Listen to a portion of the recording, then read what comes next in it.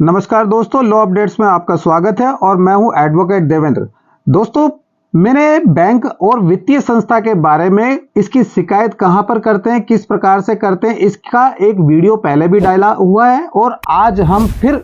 Bank अथवा वित्तीय संस्था के खिलाफ ही चर्चा करेंगे। जैसा कि हम सभी को पता है कि प्रत्येक व्यक्ति अपने जीवन में कभी न कभी लोन लेकर अपना वित्तीय कार्य करता है। लोन किसी भी प्रकार का हो सकता है, वो आपका चाहे पर्सनल लोन हो, चाहे मॉर्गेज लोन हो, किसी भी प्रकार के लोन के बारे में आज हम चर्चा करेंगे। तो जब कोई व्यक्ति अपनी आवश्यकता पूरी करने के लिए बैंक अथवा किसी भी वित्तीय संस्था से लोन लेता है, लेकिन आर्थिक समस्या आ जाने के कारण वो समय पर किस्तों की अदायगी नहीं कर पाता है, तो बैंक अथवा वित्तीय संस्था के द्वारा उसको परेशान किया जाता है, उसको धमकी दी जाती है।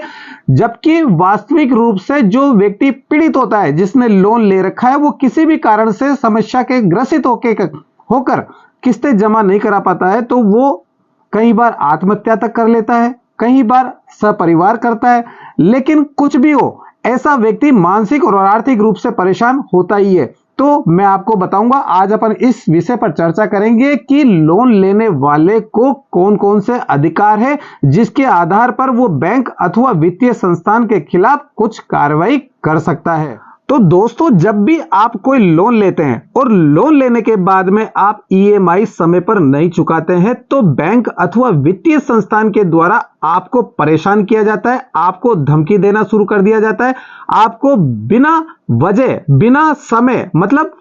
कभी भी, चाहे वो दिन हो चाहे वो रात हो, उनके जो दलाल होते हैं या रिकवरी वाले एजेंट होते हैं, वो आपको परेशान करते हैं, आपको मानसिक रूप से धमकाते हैं कि आप समय पर यदि किस्तें आपने जमा नहीं करवाई तो आपका ये चीज उठा लेंगे या आपको ऐसे कर देंगे, आपको अंदर करवा देंगे। तो मैं आपको बताऊं कि जो भी रिकवरी एजेंट है वो केवल आपके घर में कब प्रवेश करेगा? सुबह 7 बजे से लेकर शाम को 7 बजे तक। इसके बाद में उसको आपके घर में प्रवेश करने का कोई अधिकार नहीं है। साथ ही ऐसा कोई भी रिकवरी एजेंट हो, चाहे वो संस्थान हो चाहे कोई बैंक हो, वो आपको धमकी नहीं दे सकता है, वो आपको परेशान नहीं कर सकता है उसको, क्योंकि आपने जब भी लोन लिया होता है तब बैंक के पास में आपके खाली चेक होते हैं। आपने जिस संपत्ति के आधार पर लोन लिया हो, उस संपत्ति के असल दस्तावेज बैंक अथवा वित्तीय संस्थान के पास जमा होते हैं। तो उसको अधिकार होता है कि वो कानूनी अधिकार लेकर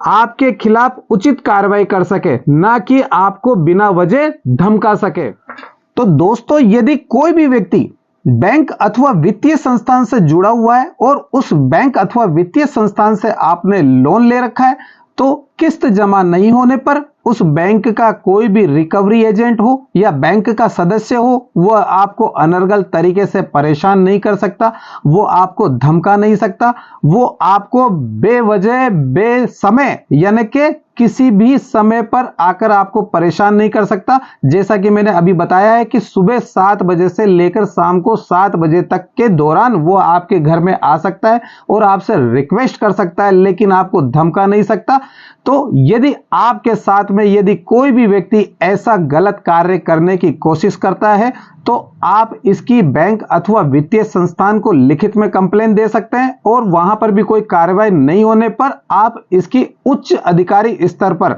लोकपाल के पास में भी लिखित में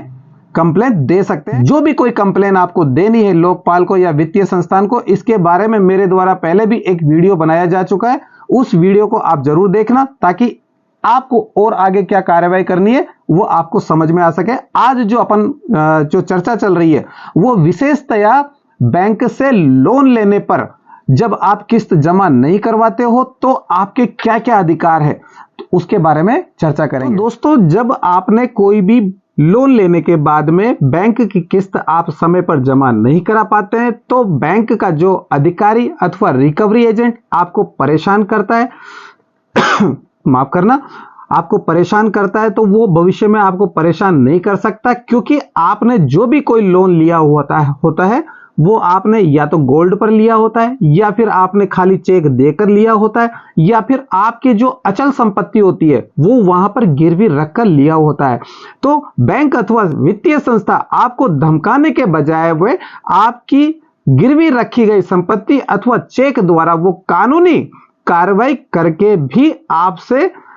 आपके द्वारा जो लिया गया लोन है उसकी वसूली कर सकता है, और जो भी कोई कार्रवाई होगी वो सरफेसी एक्ट के तहत होगी, मतलब securitization and reconstruction of security interest act के अकॉर्डिंग वो कार्रवाई आपके विरुद्ध कर सकता है, लेकिन आपको धमका नहीं सकता, आपको परेशान नहीं कर सकता। दोस्तों, जब भी आपके द्वारा कोई लोन की किस्त जमा नहीं कराई जाती है तब बैंक अथवा संस्था आपको सीधे परेशान नहीं कर सकते। वो सबसे पहले आपको डिफॉल्टर घोषित करेंगे, क्योंकि यदि आपने लोन की किस्त समय पर जमा नहीं करवाई है तो इसका मतलब यह नहीं है कि कोई आपने मर्डर किया हो या डकैती डाल दी हो, आपने कोई अपराध नहीं किया है जिससे कि आप अपराधी घोषित हो जाते हो। इसलिए बैंक अथवा वित्तीय संस्था या इन रिकवरी एजेंट वालों से आपको डरने की आवश्यकता नहीं है। वो सबसे पहले आपको डिफॉल्टर घोषित करेंगे, जो सरफेसी एक्ट के तहत ही होगा, इसके अलावा वो और कोई कार्रवाई नहीं कर सकते हैं। दोस्तों, जब भी आप कोई लोन लेते हैं और लोन की किस्त आर्थिक समस्या आने के बाद में आप लगातार किस्तों की अदायगी नहीं कर पाते हैं,